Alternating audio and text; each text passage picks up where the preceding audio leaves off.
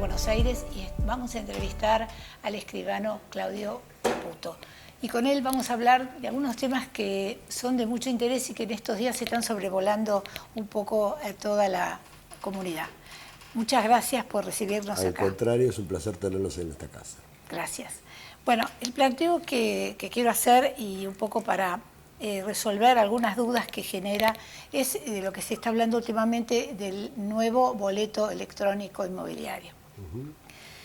La pregunta es, ¿este boleto es en efecto algo positivo?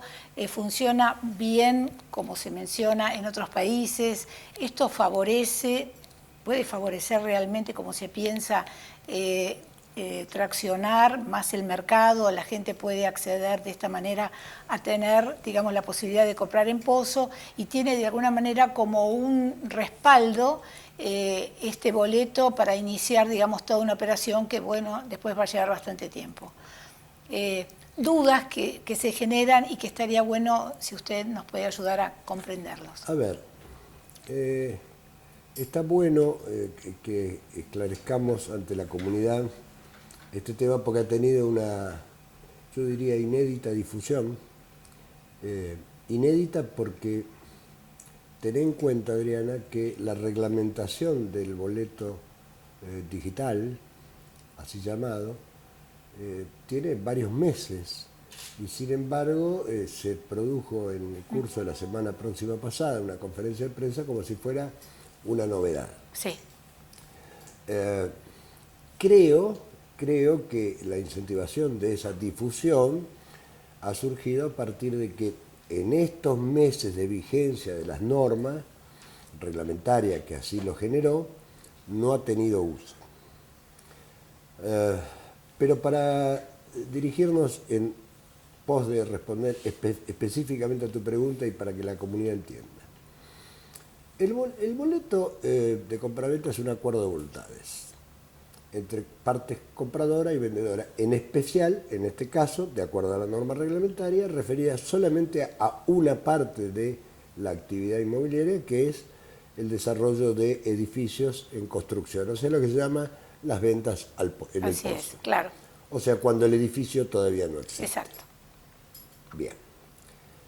La verdad, el soporte con que se instrumenten las voluntades es, yo diría que casi hasta irrelevante.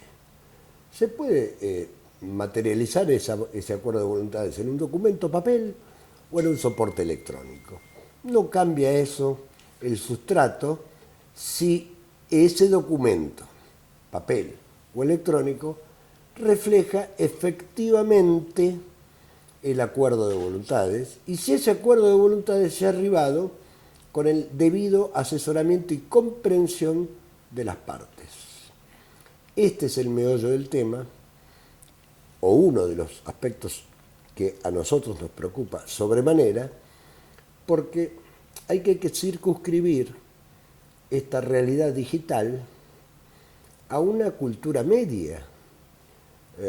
No se pueden extrapolar ni situaciones, ni instrumentos, ni herramientas de cualquier tenor, de una comunidad a otra, sin saber qué asertiva posición tiene la sociedad frente a un instrumento. Hablando en castellano, vos vas a hacer una compra, pon el ejemplo que quieras, de $100.000, $200.000, lo que fuere. Sí. Vas a suscribir un acuerdo de voluntades. Vas a poner gran parte de tus ahorros que, conforme la reglamentación indica, es el 25% del precio acordado. Sí. Y te vas a llevar un PDF o un pendrive. ¿Realmente estamos convencidos o creyendo que la comunidad va a aceptar esto? ¿Está preparada la comunidad para dejar sus ahorros llevándose un instrumento o un aparatito? Primera inquietud. No lo sé. Debo presumir, dada la falta de educación social que no le hemos dado tiempo a la comunidad para que incorpore estos datos, que en principio va a generar ciertas dudas o incertidumbres en la gente. Además, perdóneme que lo interrumpa, pero es algo cierto lo que dice. Esto no es nuevo, o sea, esto es como que salió como algo nuevo, pero hace meses que se está hablando y ahora hay una ebullición sobre esto, que es lo que confunde. Ahora, ¿por qué esto se ha tenido que reflotar publicitariamente a pesar de que la reglamentación tiene varios meses de vigencia? Porque no ha tenido uso. Entonces corresponde que le expliquemos también a la comunidad por qué no ha tenido uso. Hay determinadas y muy prudentes inclusiones en la reglamentación del así llamado boleto electrónico que todavía masivamente no están resueltas. Ejemplo, en concordancia con la legislación de fondo, el boleto electrónico exige que el desarrollador haya contratado un seguro especial de finalización de obra, un seguro de caución, que le dé garantías al comprador de que el desarrollista está en condiciones o está asegurada la operación que están contratando. Ese seguro de caución está hoy en el mercado difundido, se sabe cómo va a ser tomado, qué costos tiene, si es posible medir el scoring de cumplimiento de un desarrollista como para que la compañía de seguro le otorgue esta póliza.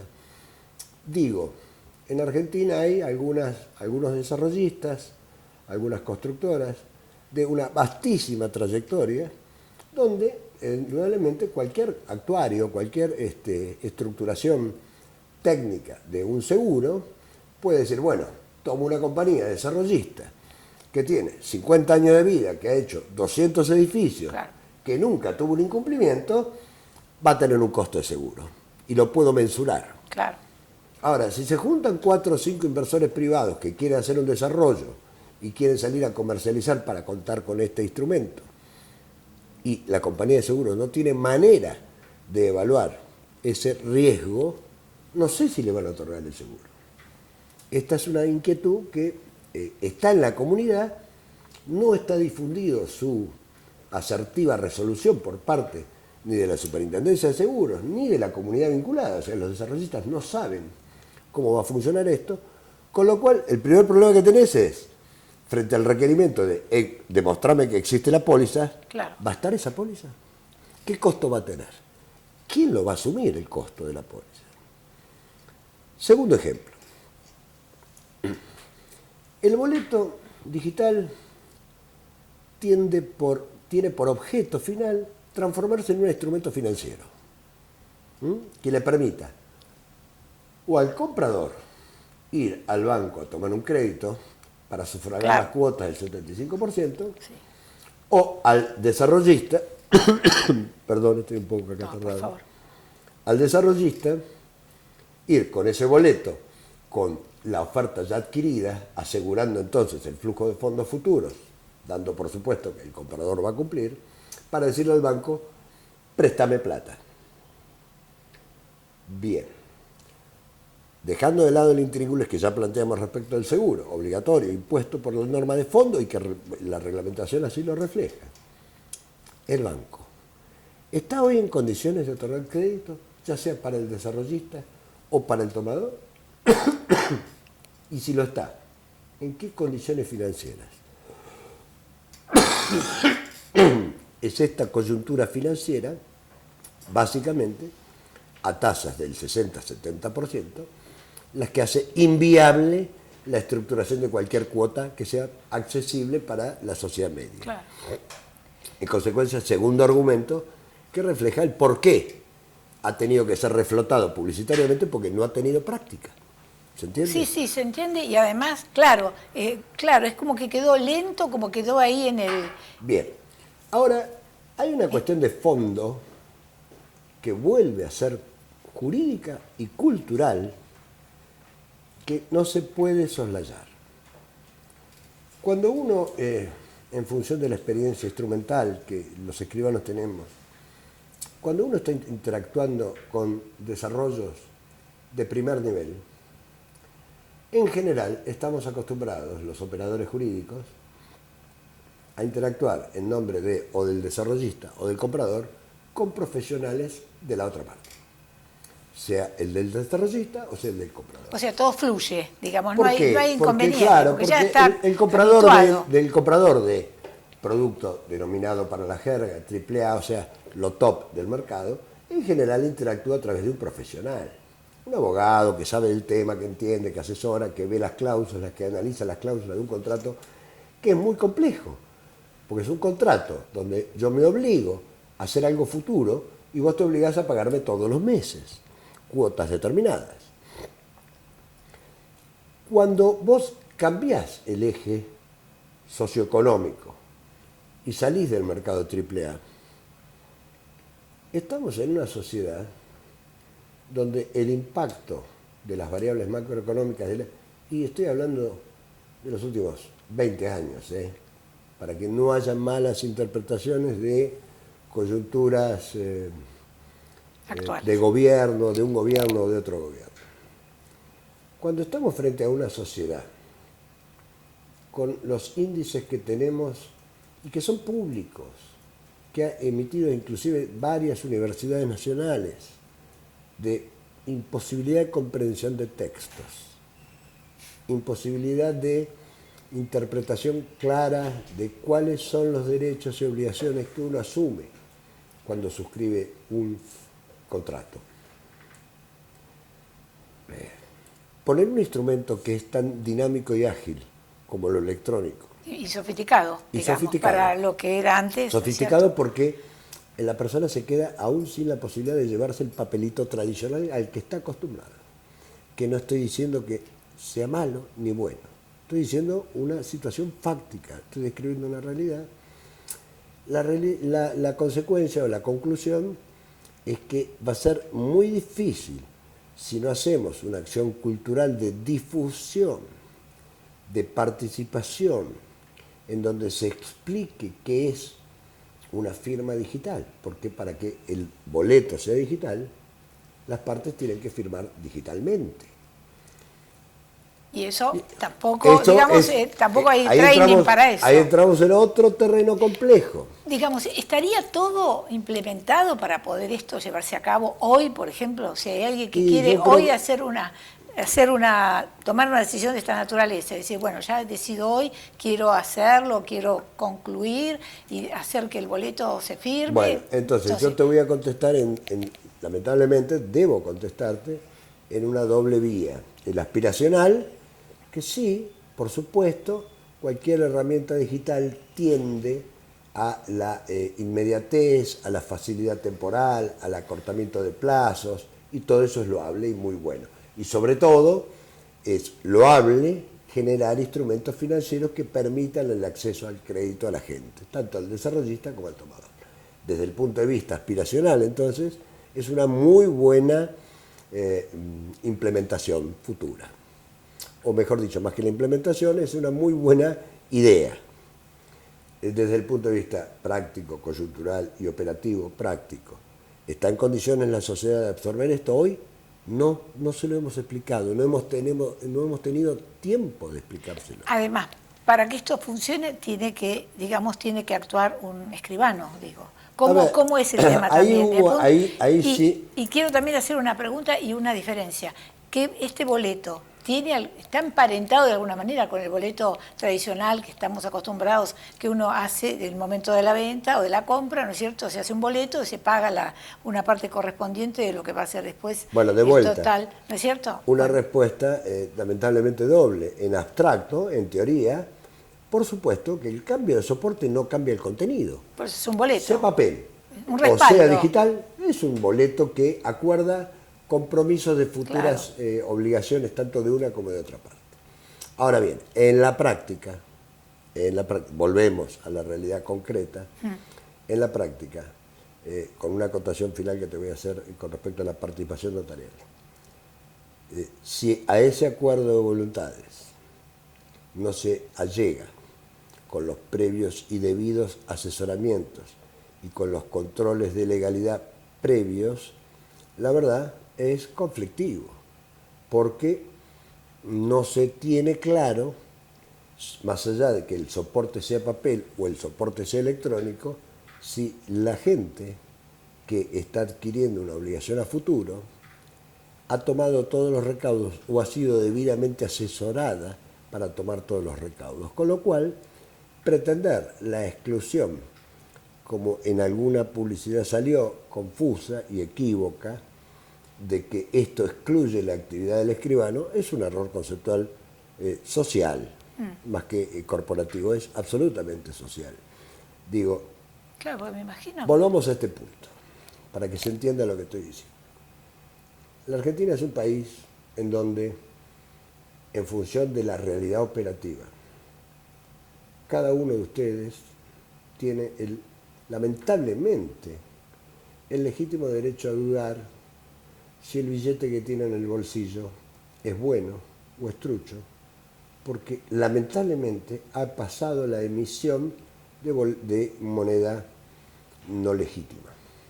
No hace falta que rebusquemos mucho y citemos, por ejemplo, solamente el caso Chicone.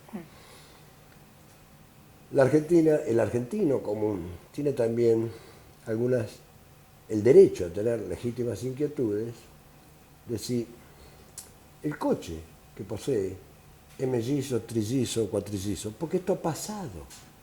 No estoy haciendo análisis abstractos ni sembrando fantasmas, estoy hablando de la realidad de las angustias que hemos atravesado a lo largo de estos últimos años. Sin ir más lejos, si querés el caso más aberrante de la historia argentina, de los últimos años, el argentino podría tener legítimo derecho a dudar cómo se sancionan las leyes, porque ha habido un tristemente célebre caso de tipo trucho. Sí, desgraciadamente. Bien. Ahora la pregunta frente a estas realidades de incertidumbres, de inseguridades que promedian la vida cotidiana del argentino, la pregunta es muy simple. ¿Vos sos dueño de tu casa? Le puede responder alguno que sí, otro que no, en función de la suerte que haya tenido en la vida económica. Pero el que le contesta que sí, usted le puede preguntar, ¿y está seguro que esté? Sí, por supuesto, si tengo mi escritura. ¿Vos creés que esto es obra y arte de la casualidad en un país donde el descreimiento es la regla? Esto no es casualidad. El sistema notarial, inmobiliario, registral argentino es, si se me permite la petulancia, muy parecido al polo. Es lo mejor del mundo. Entonces, en este contexto, sea el soporte papel o sea el soporte digital, la necesidad y la sugerencia que le estamos haciendo de que cualquier comprador en pozo recurra al asesoramiento de su escribano es imposible de evitar. Porque adicionalmente se da otra coyuntura. Para que un documento, acá estamos entrando, les pido disculpas a los oyentes porque voy a entrar en un terreno que es muy técnico y que justamente por esta falta de difusión y falta de información y de educación social todavía no se maneja con asiduidad en la comunidad vinculada. Cuando un documento es digital porque nace digital, vive digital y termina siendo digital, o sea, nunca se transforma en papel. Cuando vos lo transformás en papel, estás rompiendo la cadena de digitalización, ¿correcto?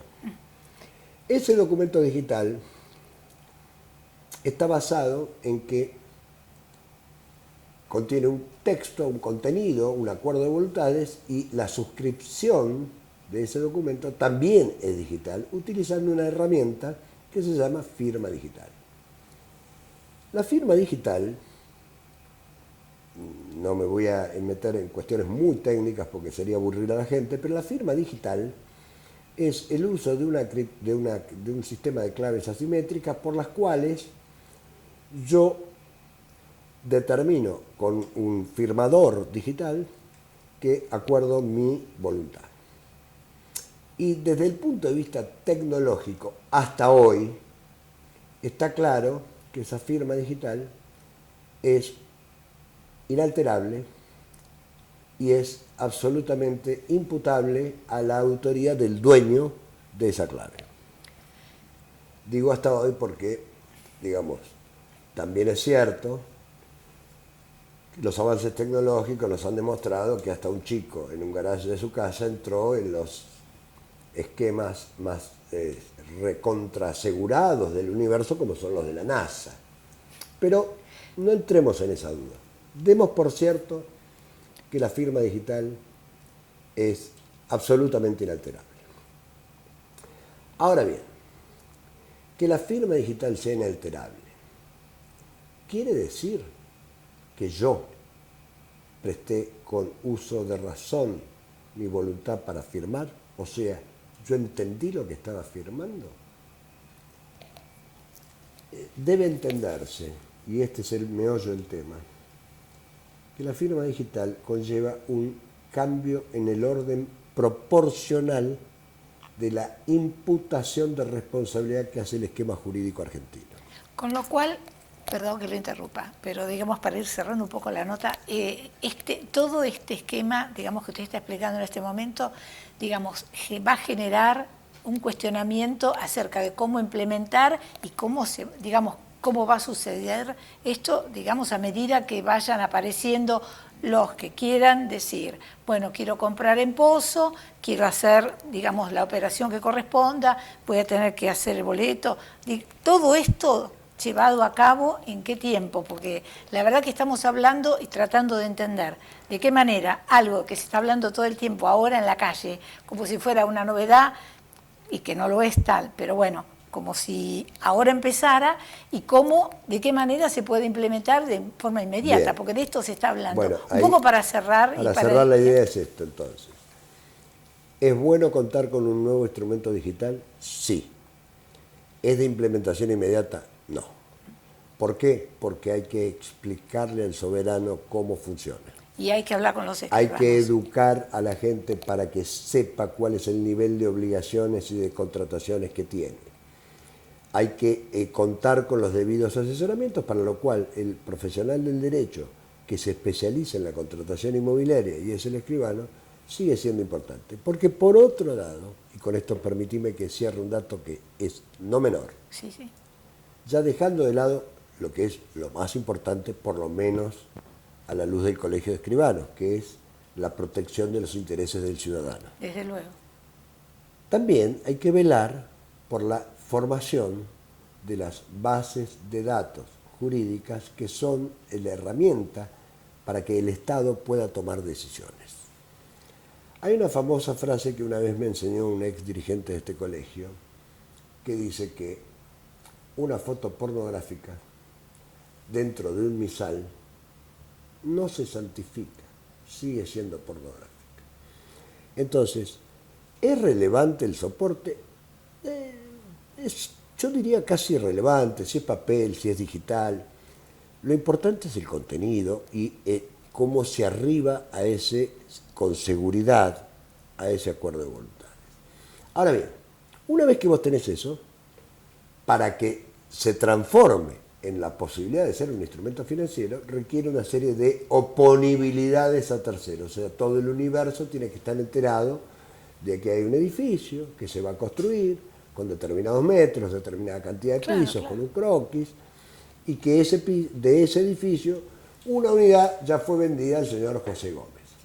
Eso se logra a través de la inscripción en el registro de la propiedad inmueble. Claro. O sea que el registro de la propiedad inmueble, está. para recibir ese boleto digital que tiene que ser llevado al registro a través de un recurso muy bien diseñado por el Estado que se llama TAD, su sistema de trámites a distancia, tiene un problema. El registro necesita tener fehaciencia de quién le está mandando este documento. ¿Quién controló la personería y la capacidad para disponer del desarrollista? Porque no es lo mismo que firme el dueño de la empresa a que firme un señor que pasaba por la calle. Necesita saber que el señor que compró comprendió todas las normas para afectar una obligación a futuro que está contratando. Y necesita tener una legitimidad de origen de fondos. Por el tema, hoy, el flagelo que tenemos de los delitos precedentes que dan origen a lo que se ha llamado lavado de dinero. Todos esos controles que requiere el Estado, el registro de la propiedad, para poder asentar algo con legitimidad, se los tiene que brindar algún actor intermedio que esté organizado, facultado y imputado como agente de custodia y agente de control por parte de los organismos públicos. Y de vuelta, para bien o para mal, a disgusto de muchos colegas míos, porque la verdad que es una carga muy fuerte administrativa para nosotros, es de vuelta el escribano. Con lo cual, harás el boleto digital cuando estés convencido de que estás capacitado para entender las normas. En segundo lugar, firmarás digitalmente cuando tengas primero la herramienta, tengas firma digital. Y finalmente, concluido el acuerdo comercial llevado o instrumentado, por algún agente inmobiliario junto con el desarrollista,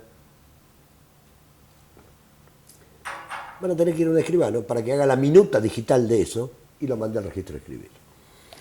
Ergo, si vas a tener que recurrir al escribano para que haga la minuta digital para escribir, es más prudente que recurras al escribano para que junto con el asesor inmobiliario y el desarrollista, estemos absolutamente convencidos de que la voluntad que se está registrando y que se está instrumentando y que está generando una serie de situaciones jurídicas complejas fue debidamente consensuada. Bueno, la verdad que el tema da para mucho más, Sí, pero el es tiempo complejo. es complejo, pero el tiempo también nos limita. Le agradecemos mucho al presidente del Colegio de Escribanos que nos haya atendido y que nos haya dado la posibilidad de esclarecer un poco este tema que, bueno, que en estos días se está dando. Muchas gracias. Muchísimas gracias por su tiempo. Buenas tardes.